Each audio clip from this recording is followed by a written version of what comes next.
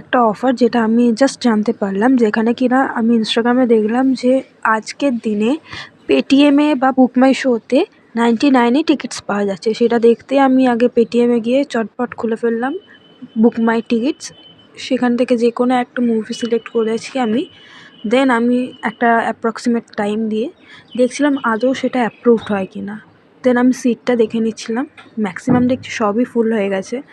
তো আমি দুটো সিট, যে কোনো একটা সিট নিয়ে নিয়েছি। নিয়ে কন্টিনিউ করার পর একটা অপশান আসছে, দেন প্রসিড করলাম। প্রসিড করবার পর এখানে আমার অ্যামাউন্টটা শো হচ্ছে যে দুটো টিকিট 99 করে 198 প্লাস 49 or 45 রুপিস এরকম জিএসটি নিচ্ছিল।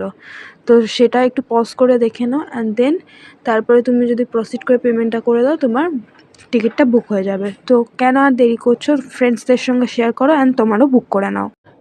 এই ভিডিওটা তোমার যদি একটু হেল্পফুল হয়, লাইক, শেয়ার অ্যান্ড সাবস্ক্রাইব করতে একদম